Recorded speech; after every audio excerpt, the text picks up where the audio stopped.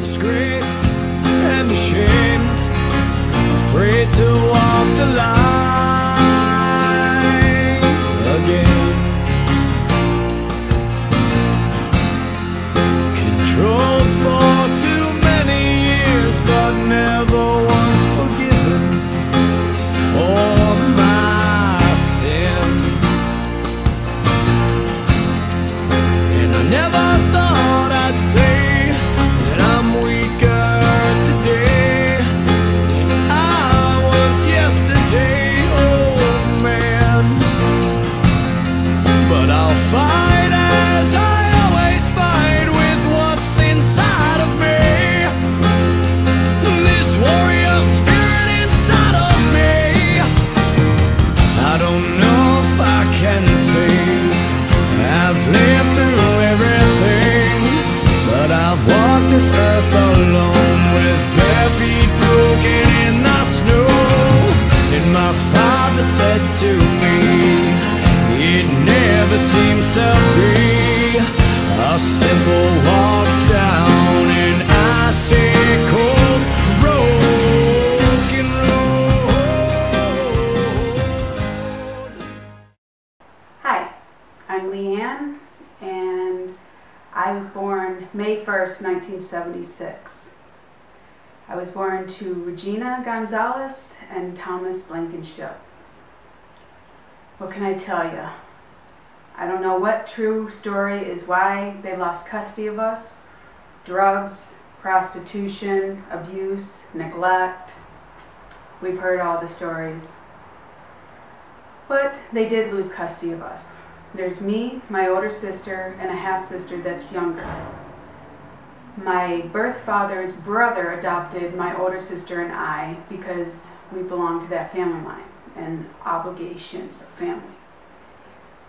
I wish obligations of family was not a thing, because our life was a living hell. Sexual abuse, physical abuse, mental abuse, neglect, being told exactly why we were not loved by our grandparents, being called wetbacks because our mom is a different race. But we did survive that. And they ended up giving us back to our birth father because the school that I was attending at the time in 1989 got wind of the abuse, mostly because I ended up getting swim class in the middle of the school year and had scars up and down my back. Didn't know that I even had them. It had been at least a week since my last spanking, or what they called spankings. And they shipped me out to my birth father. My sister had already been shipped out there. Something inside me altered as I crossed state lines from Michigan to Ohio.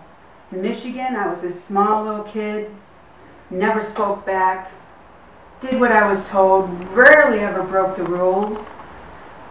I was extremely submissive. But when I crossed state lines into Ohio to live with my birth father, I was no longer submissive. I was no longer afraid. I don't know why I was no longer afraid, but I wasn't. So I fought back against the abuse that we endured there.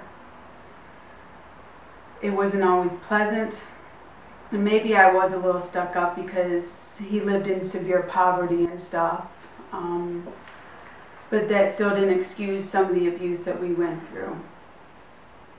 And one day, after everybody else had gone to school, he took his girlfriend at the time and my half-brother, Rob, and I out on a little road trip. We went into this building and he told us to have a seat. So we did.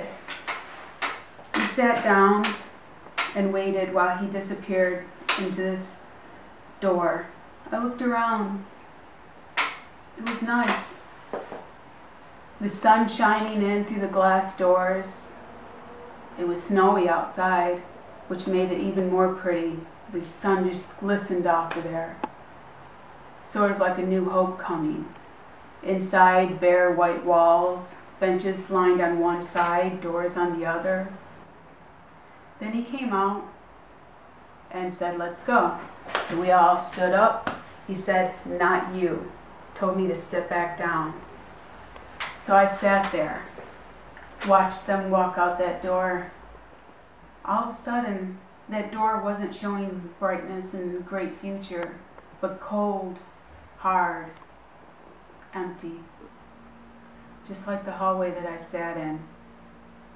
To a child, it felt like hours that I sat there. Maybe it was only minutes, but to me it felt like it was hours sitting there. Then this lady came out of the door that he had disappeared through, told me to follow her, and I did. Followed her back into this office space, a bunch of little cubicles all over the place, and again, I sat. Sat while she did paperwork. Not knowing what was going on, not knowing who she was, didn't even know what building I was in. Why was I being left behind? I wanted the abuse to end, but I didn't want to be separated from my sister, and I didn't want to be alone. But that's exactly how I felt, with a room full of people I did not know, sitting there watching her do paperwork.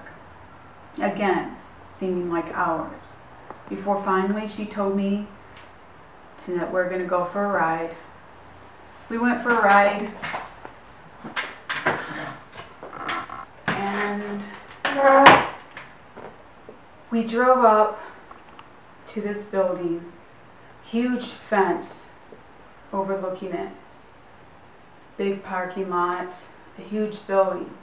Never seen anything like that before.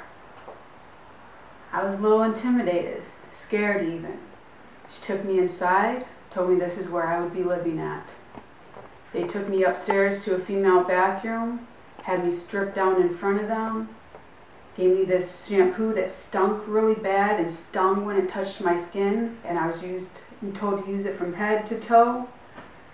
Never smelled anything so rank in my life. Supposedly, it's to kill lice and every other germ or disease that you could possibly have had back in 1989. Then I was taken downstairs, and as we came down the stairs, I noticed that the hallway went one way where we originally came in, and then it went off into the other, which kind of looked like a living room, but there was this boxed in area which was called the staff room. And then next to the staff room was this door, with a little tiny window with bars on it. That's the room I was put in. I was put into a room with little tiny bars looking out, watching everybody else. And throughout the day, everybody, male and females that lived there, came by to see the new girl, the fresh meat as they called it. That was my first night as a foster kid. I didn't even know the word foster kid, and it was still a long time after that before I even learned what a foster child was, what the system was. Because granted, I had already been one, but I was an infant. Don't remember any of that. But I do remember my time as a foster kid. And when asked which would I prefer, my time as a foster kid or the time with my birth father or with my adopted parents with all that abuse, which one would I have picked? If I had a choice, none. But I definitely wouldn't want to have to repeat being a foster kid, because it's made me hard. It made me hate the world. It made it harder for me to get jobs, keep jobs, relationships. Granted, I would have stayed as submissive and probably ended up in abusive relationships one after another, but now I don't even do relationships. My time as a foster kid was not pleasant. There's a joke among my case managers that I had that I was in over 100 placements between November 1989 to June 1994. That's not a long time, 13 to 18 to be in foster care and live in so many different places. I couldn't accumulate to being a foster kid. I didn't want to call these strangers mother, father. I didn't want to be told I can't hang out with friends after school. If I was 2 seconds late walking through the door, they would call the cops saying that I ran away just because I spent a few moments talking to kids after school. In the summer, I had to work. As soon as I turned 16, I had to go to work. And as soon as out of work, where everybody else was going to the local pool area, swimming, having fun, hanging out, being kids, I had to go to my foster parents' job and work there for free. And if I wasn't working at their place of employment that they owned, I was working at their home, taking care of the kids, cleaning. I was never a child. At least with my birth father and my adopted parents, I occasionally got to act like a child. Yeah, I had to do a lot of the cleaning and stuff, but at least I could still go out and ride my bike. At least I could still occasionally hang out with my friend that lived next door. Wasn't allowed to hang out with anybody from school, but the girl next door who they could keep supervision on, they would allow that. So it's a hit or miss. But in this program that I started, I've learned something. And it took me a long time to learn the same lessons that other people have told me. Everybody said, oh, you're doing so well. You've earned your bachelor's, you're working on your master's.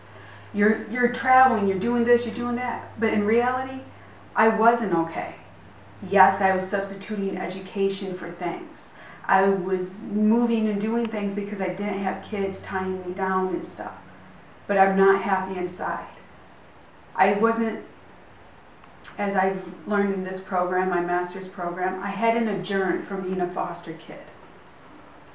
And my master's at Woodbury University is in organizational leadership. And I took it thinking it will help me become a better leader at jobs that I have or companies that I plan on starting to help foster kids, if I can ever figure out how to start them and get the money. But sitting there in class, I realized these lessons that we're learning on how to be leaders in the workplace isn't just for the workplace. It's also for your personal life. The norming, the storming, the journeying, all that belongs inside with us, with the lives that we live. Because as a foster kid, we learn how to enter into different types of groups, how to socialize. But we fail to realize that we become institutionalized in the foster care system. Us as foster kids think differently, act differently. We don't stop to think of how somebody else is going to react to us because we're around other foster kids. I know this is going to be a bad analogy, but think of it. If you've been in prison your whole life and you come out and you're around mainstream society, around the free society, you don't know how to function because you've been locked up so long. Foster kids are the same way. Although you may have been in a foster home and not a detention center or a group home, but you're still institutionalized on how to behave because we are treated differently by society. We are treated differently by the families that take us in, by the group homes, by the detention centers. Even the schools we attend treat us differently. And that becomes part of who we are. But we have to let that go in order to achieve more, to understand how to survive in the world, in what we could call normal world, the free society, or a civilian world if you like military terms. It's taken me a while, but sitting in these classes has taught me a few things. Not only to be a better leader at the workplace, but in my own personal life. Because if I plan on starting companies that's going to help foster kids, don't I first need to start working on myself, showing them not only can you go to school, can you get jobs and stuff, but that you can adjourn from being a foster kid, that you can achieve more in life, that you don't need to have it hold you back. Yes, we survived it. No, we don't need to forget about it, but we do need to learn how to move on away from it. We need to learn how to understand that the things that's happened to us in our past, do not dictate who we will be in the future. One of the books, and probably the only book that I actually liked from the program, is Leadership and Self-Deception, Getting Out of the Box. That is exactly what we are in. Maybe not exactly the way he describes it in the book, but we are living in a box. We're living in a box because we won't let go. I don't know how many times I've said, why should I have to change who I am when society should learn how to accept me for who I am? But in reality, that's not how things work. If I want that good job, if I want that relationship, if I want this, want that, want, I need to change who I am to fit into society's mold while retaining my individuality, my strength, my determination, my ability in order to survive anything that comes my way. I need to be able to do it with a happiness, with smiles, with love, without having to remember, well, I don't like this situation because this is what happened to me in foster care. You can't do that. So, how do you get out of the box? First, you need to realize that you are in a box. Second, you need to stop worrying about other people. First, internalize yourself. Others around you are going to say you can't change, that it's not going to happen. It's going to take longer for the people next to you to notice the change than those that will come across you and stuff. And that's going to be the hardest part, is because people are going to keep tearing you down, telling you you can't change, that you're not going to change, and start reminding you, well, you said this, well, you said that. You just have to remind them you are trying to get out of that box. You need to realize what you want in life. You have to think of your goals. What kind of job do you want? Where would you like to live? How would you like to live? Now, you're not going to go overnight living from poverty up to $1 million mansion. We need to be realistic here. But you can aim high enough to get out of a bad situation to help lead you up to that road. It's not saying it's impossible. It's just going to take time and effort. I am not the smartest person. My schooling as a foster kid, as many of you know, is not always the best, especially when you move around so much. But put on top of that, I'm dyslexic. So even when I was put into mainstream schools, I was not put into mainstream classes all the time. So my education didn't go up very high. And when I turned 18, I was released from foster care. No high school diploma. I went back to Michigan thinking that I would be able to enter into the high school that I should have been attending all along. But they wouldn't take me because I had no parents, I had no guardians, and I was 18. Nobody was responsible for me. So, after trying several schools and trying adult ed, and learning that they wanted me to redo 3 years of school when I only had 1 year left, that wasn't cutting it. So I entered Job Corps.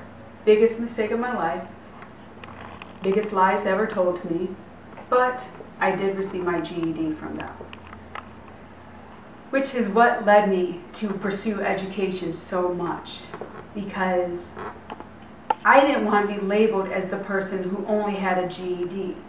I was already labeled as being dumb because of it, so getting a GED on top of being dyslexic just didn't sit right with me, especially in the area and the time when GED was not popular, when it wasn't appropriate to have one. And a lot of the jobs I wanted, I would have never gotten with just a GED. So I started college. Failed miserably, but I took the classes I enjoyed. I was into criminal justice, so guess what classes I picked? Homicide, crime scene investigation, classes that were for the upper grade levels. I was taken as an entry college student who hadn't even received a GED yet. But I enjoyed the classes, dropped out, failed the ones that I didn't drop out of. It took me years before finally going back to school, which is after hitchhiking to California in '97. In '99, I decided to start college. And luckily, the community college I went to had a disabled student center, which is something I never knew existed. But they helped me. They helped me pick the teachers that were encouraging.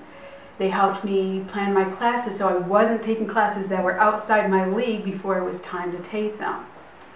And I eventually received 2 AA degrees, one from California, one from back in Michigan.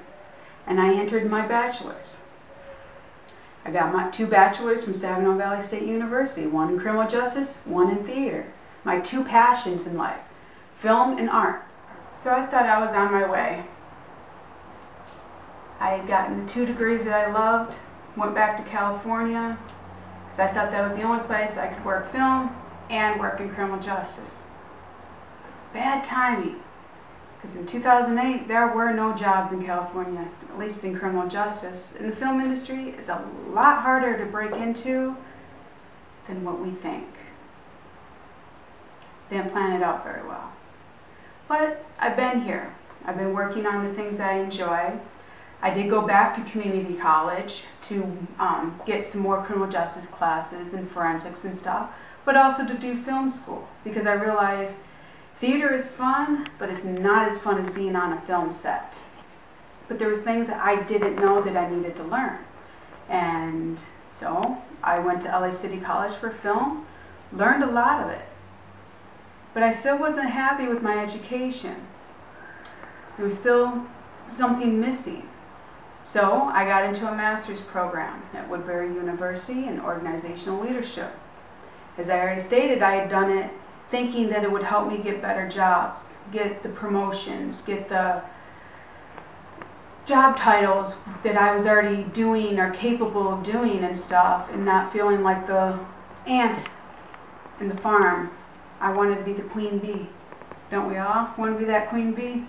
Want to be telling everybody else what to do and not being told what to do? But the program didn't start off too well. My dyslexia cut in with the writing of the papers.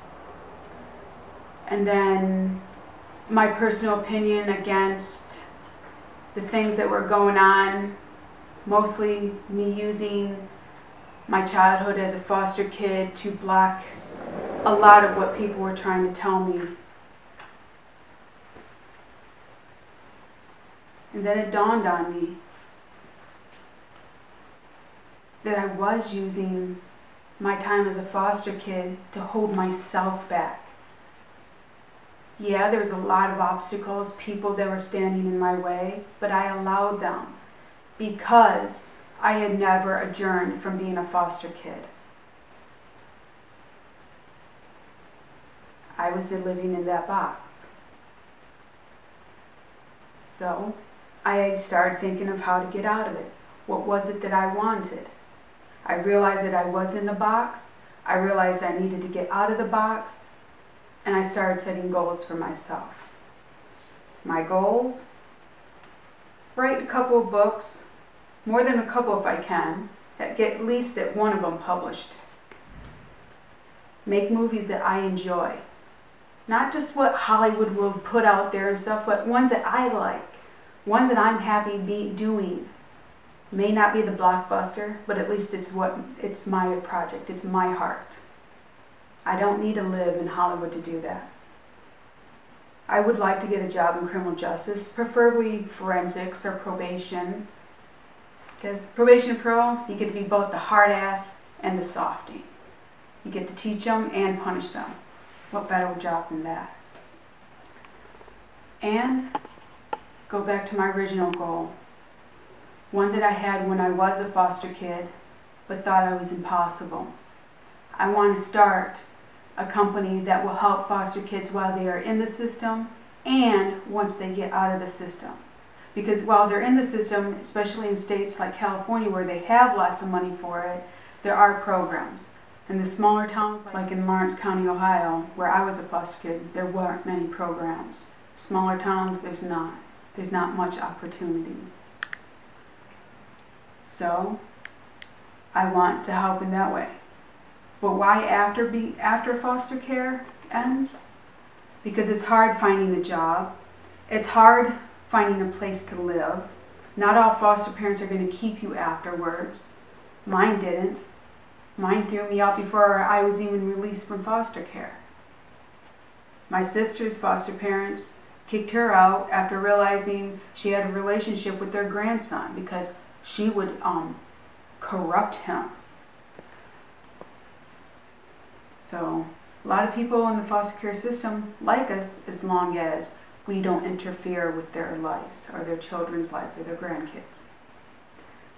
So after I got out of foster care, I became homeless. My sister was pretty much on the verge of it. She went up and down. Me, I pretty much stayed down in homeless shelters and stuff like that. Hell, I hitchhiked across country because I didn't want to be homeless in Michigan in the middle of winter. Figure if I'm going to be homeless, might as well do it in California where it's nice and sunny. Took me 2 weeks to walk it and get rides and stuff. And back then, I was actually kept safe doing it. Didn't have to do anything that I didn't want to, or I was immoral or got hurt or anything like that. People don't believe it, but hey, I wouldn't recommend you trying it, because I also have a different personality and persona that's let off that most people don't have. And the goddesses and gods have protected me through lots of crap in my life. A lot of it that I've done to myself. And they've still stood there to make sure that I survived it. So after you set your goals and you decide that you want to get out of the box, you have to then start working towards it. Mine happened to be education. My biggest thing was education. And now, after this project, if the teacher likes it, I'll have my master's. And I will eventually go and get my doctorates and stuff, because you can never stop at a master's. That's one of the golden rules. Get a master's, you gotta go on. But it's gonna be hard. It's gonna be hard getting out of the box. He talks about how we stay in the box because we have so many people around us that are in the box, and we allow ourselves to be dragged back into it. And it's hard because other people are not going to notice that you are out of the box or trying to stay out of the box, because they're going to remember who you were and only see that part of you. And it's up to you to change that. Sometimes it requires you moving away from those people. Sometimes you have to cut ties. Some friends are not worth having. You have to know what toxic friends are, toxic environment. There's so many different things that can interfere with our lives. Toxic environments. It's basically anything that's going to hold you down, keep you at a level that you don't like. Takes so much energy just to survive through it, just to be around the people, just to do whatever it is. Sometimes it's a job. And sometimes we can't say no to that job because that job pays your bills. But you know that it's toxic. You know that it's keeping you in the box. So what do? You look for another job that's going to be away from that toxic environment, that will get you out of that box, that will make you a happier person. And once you start realizing that, and you start cutting ties to being a foster kid, to that life that you used to be, that you're not anymore, then you can adjourn from that childhood, from that part of your life, and move on to the next cycle. I hope that you all can do it. I am still working on doing it. It's an everyday struggle. It's an everyday event, but you can do it. You just have to know what your goals are. Where do you want to end up? Where are you at now? What are the steps to get you to there? Is it cutting ties with friends and some family members? Is it cutting ties with a job you have and is making you miserable? It's just things that you have to learn along the way, and you decide what are you willing to sacrifice in order to get there. It's up to you. It's up to you to break the cycle. It's up to you to adjourn from being a foster kid and enter into mainstream society. so you can flourish and be a better person. So you don't have to dwell on the past. Don't forget it. Don't forgive it. I'm not telling you that. You've already survived it because you're still standing, you're still living, you're still kicking. But get over it. It's time to move on. It's a time to let the adjournment cycle begin and start anew. It's time to go into norming and storming into a different part of your life, not the foster kid part. It's time to step out of that box. It's up to you on how you're going to adjourn from your foster care life and how you're going to get yourself out of the box. May you live long and prosperous. May the goddesses and gods forever walk with you. Time is going by so much faster than I'm starting to regret, and I've spent it all of it with you. Now I'm wondering why I've kept this